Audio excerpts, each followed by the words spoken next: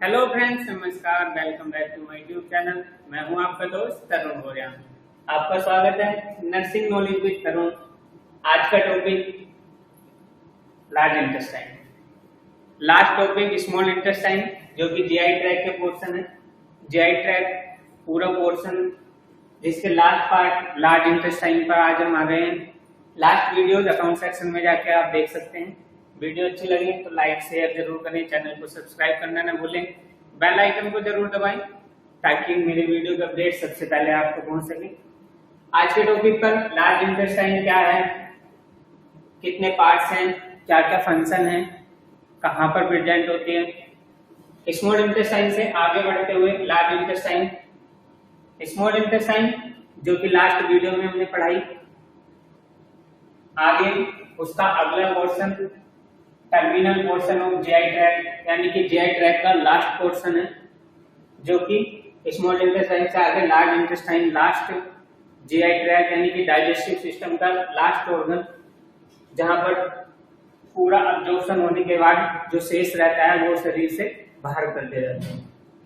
ठीक है, तो लार्ज इंटेस्टाइन क्या है? The terminal portion of GI tract, यानी कि जीआई ट्रैक का लास्ट पोर्शन, टर्मिनेट पोर्शन, जहां से खाना या मटेरियल जो भी पचने के बाद एब्जॉर्ब होने के बाद जो भी वेस्ट मटेरियल बचेगा उसको क्या टर्मिनेट कर दिया जाएगा बॉडी से। तो इससे क्या है, टर्मिनल पोर्शन है जीआई ट्रैक का लार्ज इंटेस्टाइन, जो कि है 1.5 मीटर यानी कि 5 फीट लॉन्ग अप्रोक्सीमेटली, यानी कि 5 फीट लंबी होती है। अगर सीधे सीधे नापा जाए तो 5 फीट लंबी होती है लार्ज इंटेस्टाइन। स्मॉल इंटेस्टाइन कितनी थी?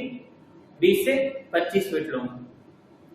ठीक है, लेकिन लार्ज इंटेस्टाइन क्या है, छोटी है उससे, लेकिन क्या डायमीटर में बड़ी है, 6.5 सेंटीमीटर इन डायमीटर। तो क्या स्मॉल इंटेस्टाइन की अपेक्षा क्या है, लार्ज इंटेस्टाइन डायमीटर में बड़ी है, ना कि लंबाई में। ठीक है, extends from ileum to anus. Ileum जो कि लास्ट पोर्शन है स्मॉल इंटेस्टाइन का, तो क्या यहाँ प्रेजेंट होता है इलियम, ये स्मॉल इंटेस्टाइन का इलियम से, और कहां तक जाता है, अनस तक। आप देखिए पहला पोर्शन क्या है, सीकम। तो सीकम से शुरू होकर अनस तक जा रहा है, और सीकम पोर्शन में स्मॉल इंटेस्टाइन जुड़ती है, इसलिए स्मॉल इंटेस्टाइन के लास्ट पार्ट जो कि है इलियम, इलियम से शुरू होकर अनस तक लास्ट होती है लार्ज इंटेस्टाइन। समझ आए? तो फ्रेंड्स देखिए कि स्मॉल इंटेस्टाइन सीकम पार्ट में जुड़ी लार्ज इंटेस्टाइन में, तो इलियम पोर्शन से शुरू होकर अनस तक लार्ज इंटेस्टाइन कैरी करती है। ठीक है, next point, attach to the posterior abdominal wall. Posterior यानी पीछे की साइड, पीछे की साइड जुड़ी होती है यानी अटैच्ड होती है पोस्टीरियर एब्डोमिनल वॉल से, जो कि जिसको बोला जाता है मीजोकोलम, यानी जो कि इसका मीजोकोलम पोर्शन है लार्ज इंटेस्टाइन का। लार्ज इंटेस्टाइन का मीजोकोलम पोर्शन जुड़ा होता है पोस्टीरियर एब्डोमिनल वॉल से। ठीक है, जो क्या है, डबल लेयर है पेरिटोनियम की, जो कि पेरिटोनियम की डबल लेयर है। लार्ज इंटेस्टाइन जुड़ी होती है पोस्टीरियर एब्डोमिनल वॉल से। समझ गए? नेक्स्ट है opening from ileum into large intestine is guarded by a fold of mucous membrane called ileocaecal wall. अभी बताया कि स्मॉल इंटेस्टाइन कहां जुड़ती है, सीकम पोर्शन में। इलियम जो कि स्मॉल इंटेस्टाइन का लास्ट पार्ट है, जुड़ रहा है सीकम पोर्शन में विद ए फ्रेगमेंट, या कह सकते हैं एक तरह के स्ट्रक्चर के थ्रू, जिसको बोलते हैं इलियोसिकल वॉल। समझ आएगा? जहां पर जुड़ रही है लार्ज इंटेस्टाइन और स्मॉल इंटेस्टाइन, उसको बोलते हैं इलियोसिकल वॉल या इलियोसिकल जंक्शन। तो यही है इसमें कि ओपनिंग फ्रॉम इलियम, इलियम से ओपनिंग होती है into the large intestine is bordered by a fold, a fold के थ्रू, जो कि म्यूकस मेम्ब्रेन का बना हुआ है, और जिसको बोला जाता है इलियोसिकल वॉल। ये म्यूकस मेम्ब्रेन का बना हुआ है जहां पर स्मॉल इंटेस्टाइन फीड करती है इनटू द लार्ज इंटेस्टाइन, उसको बोलते हैं हम इलियोसिकल वॉल। समझ आ गया? जहां पर स्मॉल इंटेस्टाइन फीड करती है लार्ज इंटेस्टाइन को, जो कि बना होता है म्यूकस मेम्ब्रेन का, उसको बोलते हैं इलियोसिकल वॉल। और इस पार्टीशन को बोलते हैं इलियोसिकल जंक्शन, जहां पर ये मिल रहे हैं through a ileocaecal wall. Next, जो कि अलाउ करता है मटेरियल्स को फ्रॉम स्मॉल इंटेस्टाइन। ये बताया अभी कि फीड करती है लार्ज इंटेस्टाइन में, यानी कि मटेरियल को ट्रांसफर करती है लार्ज इंटेस्टाइन में थ्रू इलियोसिकल वॉल। यहां तक समझ आ गया? अब इसके पार्टीशन कितने हैं? मैं सीकम कह रहा हूं। सीकम क्या है? सबसे फर्स्ट पोर्शन है लार्ज इंटेस्टाइन का, जहां पर आकर जुड़ती है स्मॉल इंटेस्टाइन। तो फर्स्ट पोर्शन क्या हुआ? सीकम, जहां पर स्मॉल इंटेस्टाइन जुड़ रही है। तो सबसे फर्स्ट पोर्शन है सीकम और नेक्स्ट पोर्शन है असेंडिंग कोलोन। तो सीकम आगे कैरी करता है असेंडिंग कोलोन में transverse colon and descending colon. तो ये पोर्शन आपका कोलोन हो गया। ये तो first portion is caecum and the second portion is colon and the third portion is sigmoid colon and the fourth is rectum anus, यानी कि एनल कैनाल। आपके फोर्थ पोर्शन हो गए। First is caecum, second is all colon and third is rectum and fourth is anus. समझ आ गया? आपके fourth colon हो गए और रेक्टम और अनस। तो कितने पार्टीशन? लार्ज इंटेस्टाइन के 4 पार्टीशन है। First is caecum, second is colon, third is rectum and the fourth is anus. 4 major regions हैं लार्ज इंटेस्टाइन के। First is caecum, colon, rectum and anal canal. समझ आ गया? 4 पार्टीशन हो गए जो आपको समझ आ गए होंगे। कोलोन में भी 4 कोलोन है, ascending colon, transverse colon, descending colon and the last is sigmoid colon. That is second portion of the large intestine. That's called colon. 4 types of colon. First partition है आपका सीकम। लार्ज इंटेस्टाइन का first partition है caecum, जो कि beginning है large intestine की।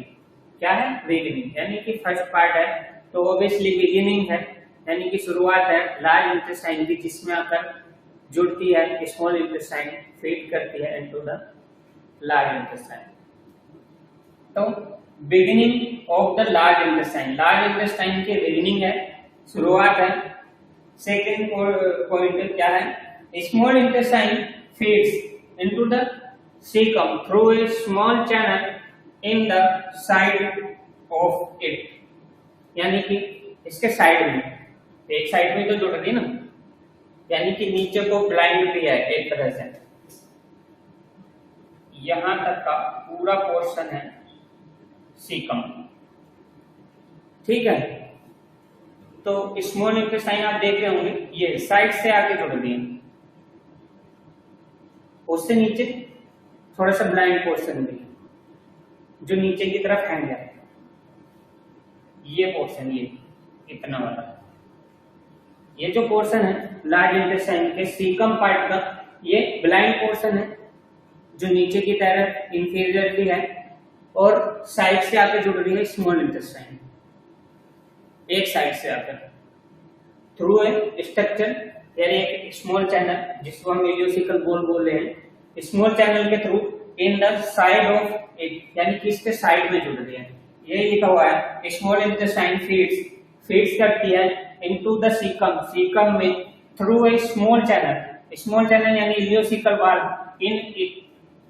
In the side of it, यानी कि इसके साइड में। समझ गए? स्मॉल इंटेस्टाइन साइड से जुड़ती है फीड करने के लिए थ्रू ए इलियोसिकल वाल। Next, a dilated region which has a blind end inferiorly and is continuous with the ascending colon superiorly। आप समझिए ये सीकम पोर्शन है, साइड से जुड़ती स्मॉल इंटेस्टाइन, यहाँ पर इसके नीचे ये ब्लाइंड पोर्शन इंफीरियरली है और सुपीरियरली आगे ऊपर की तरफ सुपीरियरली जुड़ती है असेंडिंग कोलोन। कोलोन के फर्स्ट पार्ट असेंडिंग कोलोन से सुपीरियरली जुड़ती है। तो समझ आ गया कि डायलेटेड रीजन है, डायलेटेड पार्ट है जो कि ब्लाइंड एंड इंफीरियरली, यानी कि इंफीरियरली ब्लाइंड पार्ट है और आगे कंटिन्यूस करता है with the ascending colon superiorly, यानी सुपीरियरली कोलोन में जुड़ता है असेंडिंग कोलोन जो कि आगे बढ़ता है colon and rectum and anus. Second part colon. First part था सीकम जो कि सुपीरियरली आगे बढ़कर कोलोन से मिलता है और कोलोन जो कि कोलोन के हैं चार पार्ट्स अभी बताए थे, असेंडिंग, ट्रांसवर्स, डिसेंडिंग, सिग्मोइड। तो 4 पार्ट्स हैं कोलोन के जो कि रखते हैं सेम स्ट्रक्चर एंड फंक्शन, यानी कि उनके स्ट्रक्चर और फंक्शन तो सेम ही है लेकिन पार्ट्स क्यों हैं 4? क्योंकि ये असेंडिंग ऊपर की तरफ सुपीरियरली है, ये ट्रांसवर्स यानी हॉरिजॉन्टल टाइप है, अंदर ये नीचे की साइड में है, डिसेंडिंग यानी इंफीरियरली ट्रांसवर्स से, एंड सिग्मोइड जो कि लास्ट कोलोन पार्ट है, यानी कि कोलोन का लास्ट पार्ट है सिग्मोइड। तो 4 पार्ट्स में डिवाइड है जो कि इन चारों के फंक्शन जबकि सेम है, स्ट्रक्चर भी सेम ही है लगभग। तो फर्स्ट पार्ट क्या है कोलोन का? फर्स्ट पार्टीशन है ascending colon. Ascending colon means upwards जो कि ऊपर की साइड जाएगा। तब दिस यानी this passes upwards from the caecum to the level of the liver, यानी कि सीकम से ऊपर की साइड में अपवर्ड, ऊपर की साइड सुपीरियरली जाएगा सीकम से आगे और कहां तक जाएगा? The level of the liver, यानी कि जहां तक लीवर प्रेजेंट होता है यहां तक जाएगा असेंडिंग कोलोन। समझ गए? असेंडिंग कोलोन सीकम से शुरू होकर जहां लीवर प्रेजेंट होता है पोस्टीरियरली, लार्ज इंटेस्टाइन के पोस्टीरियरली लीवर जहां तक पर प्रेजेंट होता है उस लेवल तक जाएगा और वहां पर कर्व्स होगा, यानी कि कर्व जो कि असेंडिंग कोलोन कर्व होकर ट्रांसवर्स कोलोन बनता है। तो ये कर्व कहां पर होता है? ये कर्व होता है लेवल ऑफ लीवर। ये कर्व जो है ascending colon and transverse colon के बीच का, ये पोस्टीरियरली जहां लीवर प्रेजेंट होता है उसके सामने यानी कि उस लेवल पर प्रेजेंट होगा। इसको बोलते हैं हम हिपैटिक फ्लेक्सर। हिपैटिक फ्लेक्सर ये वाला पार्ट है हिपैटिक फ्लेक्सर। हिपैटिक ये है हिपैटिक फ्लेक्सर जो कि एक कर्व है और आगे चलकर इसमें बनता है ट्रांसवर्स कोलोन। ठीक है, जो कि बिकम द ट्रांसवर्स कोलोन। इस फ्लेक्सर के आगे असेंडिंग कोलोन कर्व होकर बन जाता है ट्रांसवर्स कोलोन। तो नेक्स्ट पार्ट क्या है? Transverse colon. नेक्स्ट पार्ट है ट्रांसवर्स कोलोन। कोलोन का ये पार्ट क्या है? ये पार्ट एक्सटेंड होता है अक्रॉस द एब्डोमिनल कैविटी, यानी कि एब्डोमिनल कैविटी को एक्सटेंड करता है और in the front of the duodenum. कहां पर पहुंचता है? ड्यूडेनम के फ्रंट पर। और stomach to the area of the spleen. क्या है? देखो यहां से शुरू होकर अब जो ये है आपका एब्डोमिनल कैविटी में duodenum and stomach. Stomach present होगा ये और यहां से आएगा ड्यूडेनम जो कि स्मॉल इंटेस्टाइन के सुपीरियरली प्रेजेंट होता है। तो द फर्स्ट पार्ट है स्मॉल इंटेस्टाइन का ड्यूडेनम। ड्यूडेनम यहां से नीचे आएगा तो इस ड्यूडेनम के अपर साइड में प्रेजेंट होगा। तो ये पार्टीशन लीवर से शुरू हुआ, ड्यूडेनम स्टमक से होते हुए कहां जाएगा? स्प्लीन पोर्शन पे। कहां जाएगा? स्प्लीन पोर्शन पे जाके कर्व होगा। कौन सा पार्ट? Transverse part. तो ट्रांसवर्स पार्ट आपका स्प्लीन पोर्शन पे कर्व हुआ तो इसको बोलेंगे स्प्लेनिक फ्लेक्सर। ये वाला फ्लेक्सर, ये जो कर्व है जहां कर्व होकर आगे डिसेंडिंग कोलोन बनेगा, स्प्लेनिक। ये स्प्लेनिक फ्लेक्सर जो कि कर्व्स एक्चुअली डाउनवर्ड्स, नीचे की साइड में कर्व्स होकर नीचे की तरफ बिकम डिसेंडिंग कोलोन।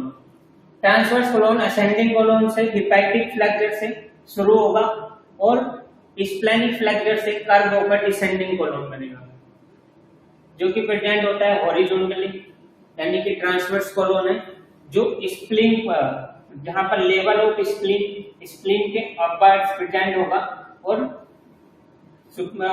आगे बढ़ के बनेगा डिसेंडिंग कोलोन। तो नेक्स्ट पार्ट आ गया डिसेंडिंग कोलोन। डिसेंडिंग कोलोन क्या है? दिस पासेज डाउनवर्ड्स, डाउन की तरफ, to the left side, left side में प्रेजेंट है ये लेफ्ट साइड, और ऊपर से नीचे की साइड में। ट्रांसवर्स कोलोन से जो कर्व हुआ स्प्लेनिक फ्लेक्सर, उससे आगे कैरी करेगा डिसेंडिंग कोलोन। नीचे की साइड में of the abdominal cavity, abdominal cavity के नीचे की साइड में होते हुए then curves towards the mid line, थोड़ा सा कर्व होगा और at the level of the iliac crest. Ilium present होता है यहाँ पे, तो इलियम के साइड में इस तरह से, और it's known the sigmoid colon. अब समझिए, स्प्लेनिक फ्लेक्सर यहां से डिसेंडिंग कोलोन नीचे की साइड में जाएगा, तो डिसेंडिंग कोलोन नीचे की साइड में जाएगा स्प्लीन से आगे बढ़ते हुए, यहाँ पर जहां पर प्रेजेंट होता है यहाँ ileum portion of small intestine.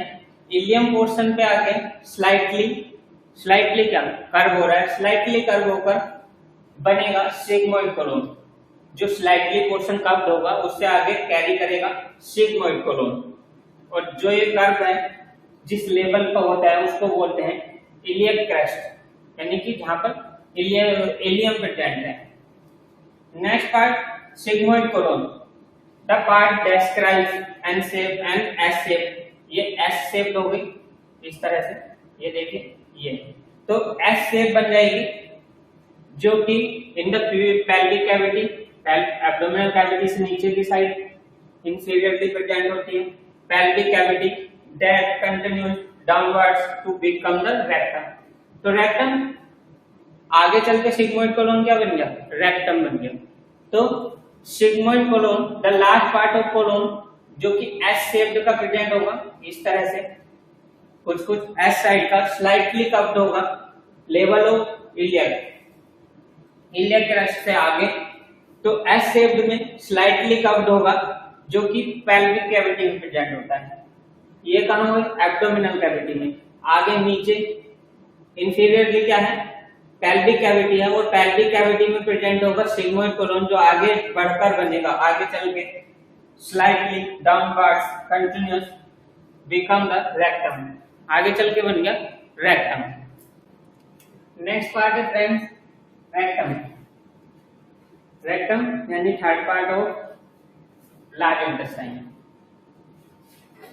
A slightly dilated section, थोड़ा सा डायलेटेड पार्ट है जो कि 13 सेंटीमीटर लॉन्ग है। क्या है? 13 सेंटीमीटर लॉन्ग है, यानी कि सिग्मोइड कोलोन से आगे को जो कैरी हो रही है लार्ज इंटेस्टाइन, यानी आगे सिग्मोइड से आगे बढ़ते हुए आ जाता है रेक्टम, जो कि थोड़ा सा डायलेटेड पार्ट है, डायलेटेड सेक्शन है लार्ज इंटेस्टाइन का, जो कि लगभग 13 सेंटीमीटर लॉन्ग है।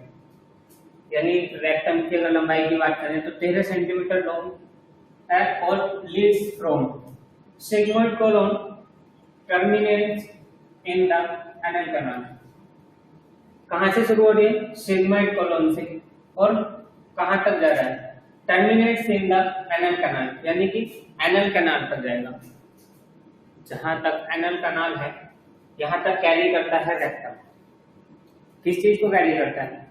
वेस्ट मटेरियल, जो भी मटेरियल डाइजेशन के बाद बच गया, यानी कि अनडाइजेस्ट पार्ट ऑफ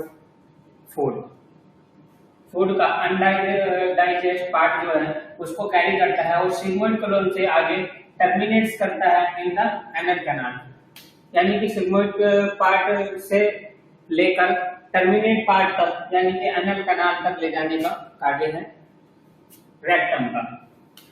रेक्टम के बाद आगे आ गया एनस यानी anal canal. Next part and the last part of large intestine. Large intestine का लास्ट पार्ट है एनल कैनाल, जो कि एक शॉर्ट पैसेज, छोटा सा रास्ता है बस, about 3.8 centimetre in the adult, यानी कि छोटा सा रास्ता है 3.8 सेंटीमीटर का जो रेक्टम से आगे एनल कैनाल है। तो क्या कर लीड्स फ्रॉम रेक्टम, यानी कि रेक्टम से लीड करती है और एक्सटीरियर कहां तक, बाहर करने तक, undigested part of food, food के अनडाइजेस्टेड पार्ट जो कि बच गया है उसको बाहर करने का कार्य एनल कैनाल का है, यानी कि रेक्टम से अनडाइजेस्टेड पार्ट को कैरी करके और एनल कैनाल के थ्रू बाहर कर दिया जाता है। ठीक है, आगे इंटरनल स्फिंक्टर जो कि प्रेजेंट होते हैं एनल कैनाल में। एनल कैनाल में 2 टाइप्स ऑफ स्फिंक्टर प्रेजेंट होते हैं। स्फिंक्टर का मतलब आप समझ ही गए होंगे, मसल्स होते हैं, यानी कि मसल्स का एक घेरा जो कि कॉन्ट्रैक्ट एंड रिलैक्स करता है अकॉर्डिंग टू द टाइम, यानी कि किस टाइम पर रिलैक्स करना है, किस टाइम पर कॉन्ट्रैक्ट करना है। Internal sphincter and external sphincter, 2 types of sphincter होते हैं अनस में, एनल कैनाल में।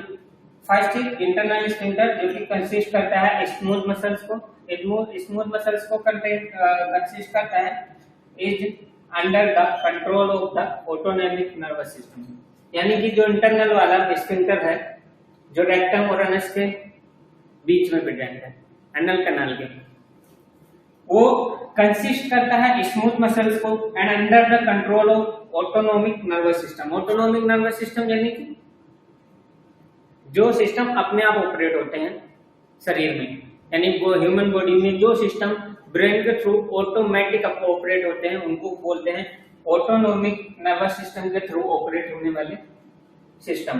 तो जो इंटरनल स्फिंक्टर है जो कि स्मूथ मसल्स को कैरी करता है वो कंट्रोल में होता है ऑटोनॉमिक नर्वस सिस्टम के। नेक्स्ट एक्सटर्नल स्फिंक्टर जो है वो वॉल्यूंटरी कंट्रोल होता है, यानी कि उस पर हमारा कंट्रोल होता है।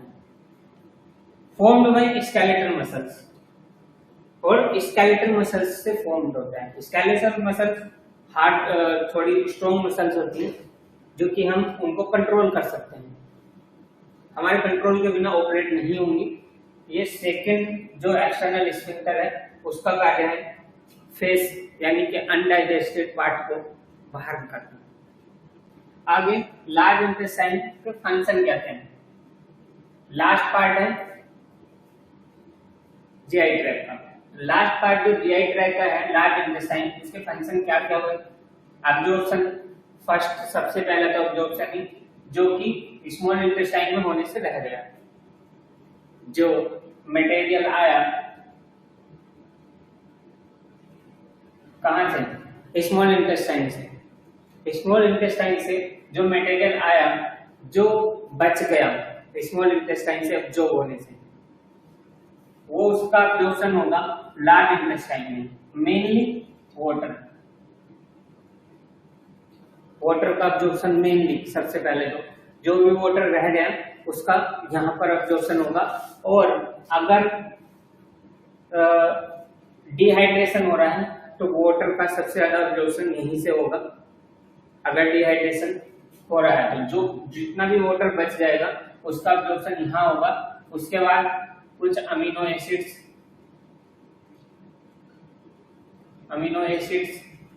विटामिन और मेडिसिन का भी होगा, जो कि मेडिसिन अब्जॉर्ब होने से रह गई। जबकि मेडिसिन का अब्जॉर्प्शन कुछ एनेस्थेटिक्स वगैरह का स्टमक से भी शुरू हो जाता है, तो कुछ टाइप ऑफ मेडिसिन एंटीबायोटिक्स वगैरह का अब्जॉर्प्शन यहाँ से भी होता है। सेकेंड पार्ट है माइक्रोबियल एक्टिविटी। माइक्रोबियल एक्टिविटी यानी कि कुछ some bacteria, some types of bacteria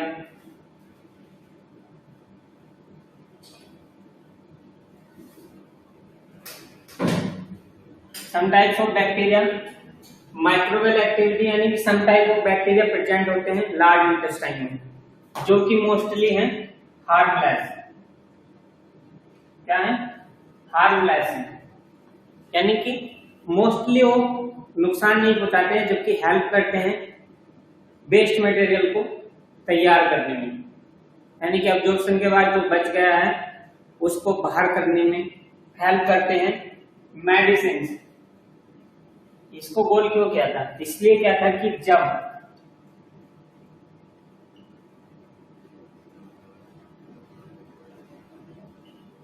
highly antibiotics का यूज होता है तो क्या होता है, कुछ बैक्टीरिया ये भी डिस्ट्रॉय हो जाते हैं। एंटीबायोटिक का काम ही है बैक्टीरिया को डिस्ट्रॉय करना, और जब एंटीबायोटिक्स हायर एंटीबायोटिक्स यूज होती हैं तो बैक्टीरिया खत्म होने शुरू हो जाते हैं लार्ज इंटेस्टाइन के। Result constipation, vomiting, acid reflexes. इसीलिए दवाइयां खाने के बाद, मोस्ट ऑफ एंटीबायोटिक खाने के बाद आपको हो सकता है कि इंटेस्टाइनल इरिटेशन प्रेजेंट हो जाए।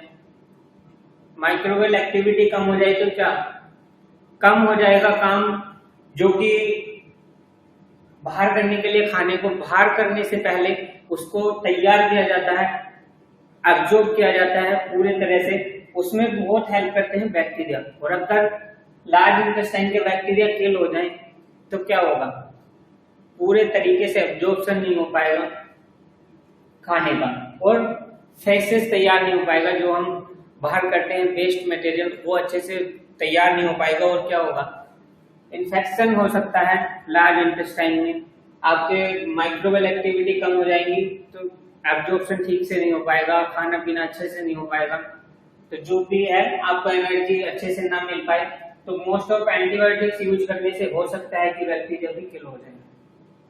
तो माइक्रोवेल एक्टिविटी यही है कि मोस्ट ऑफ बैक्टीरिया हार्मलेस होते हैं, जो प्रेजेंट होते हैं लार्ज इंटेस्टाइन में, लेकिन हार्मलेस केवल लार्ज इंटेस्टाइन के लिए है।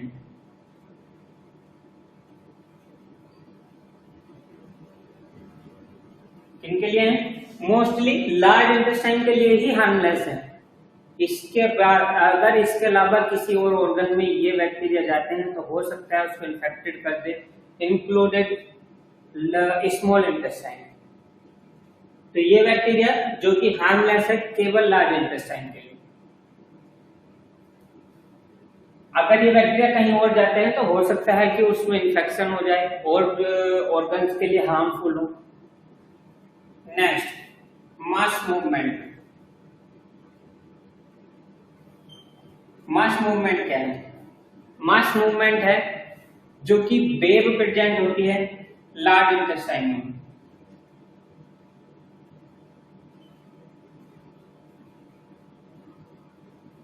लार्ज इंटेस्टाइन में पैरास्टाल्टिक मूवमेंट जो स्मॉल इंटेस्टाइन में लगातार होते रहते हैं वे प्रेजेंट नहीं होते हैं। वेव लाइक प्रेजेंट होती है, जो 1 आवर 2 आवर्स पर एक वेव प्रेजेंट होती है, जो वेस्ट मटेरियल को आगे धकेलने का कार्य करती है।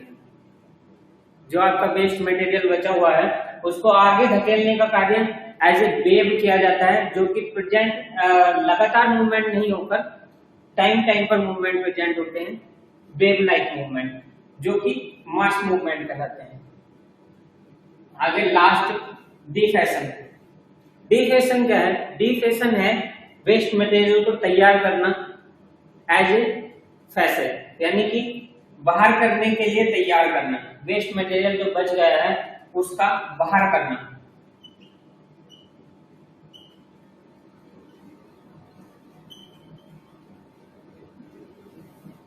लार्ज इंटेस्टाइन के बाद खाना बाहर, जो भी वेस्ट मटेरियल बचा, वेस्ट मटेरियल जो भी बच गया उसको बाहर निकालने का कार्य ये लार्ज इंटेस्टाइन का लास्ट पार्ट जो एनल कैनाल है उसके थ्रू होता है।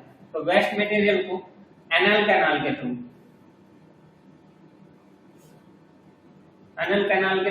बाहर कर दिया जाता है। तो ये सब चीजें क्या है? मास मूवमेंट, माइक्रोवेल एक्टिविटी, ये सब हेल्प करते हैं एनल कैनाल के थ्रू जो भी बचा हुआ कार्य है उसको बाहर करने में। बैक्टीरिया तैयार करेंगे वेस्ट मटेरियल को कि वो बाहर जाने लायक हो जाए, उसमें से सब जितना भी एब्जॉर्प्शन है वो हो जाएगा। मूवमेंट उसको आगे धकेलने का कार्य, वेव लाइक मूवमेंट जिनको मास मूवमेंट भी बोलते हैं। डिफेशन ये भी कार्य है जिसमें वेस्ट मटेरियल जो बच गया है, अनडाइजेस्टेड पार्ट डाइजेस्ट होने से जो बच गया है, undigested part through the anal canal बाहर कर दिया जाता है शरीर की, बॉडी से बाहर। समझ गए? ये थे फंक्शन लार्ज इंटेस्टाइन के। जीआई ट्रैक्ट का लास्ट पार्ट जो कि मेन ऑर्गन्स में आता है, लार्ज इंटेस्टाइन कंप्लीट हो चुका है। इसके कार्य आपको समझ आ गए होंगे। आज की वीडियो में सिर्फ इतना ही, मिलते हैं नई वीडियो के साथ, तब तक के लिए नमस्कार। वीडियो अच्छी लगी हो तो लाइक करें, शेयर करें, चैनल को सब्सक्राइब करें, बेल आइकन को जरूर दबाएं ताकि अगली वीडियो की अपडेट सबसे पहले आपको पहुंचे। धन्यवाद।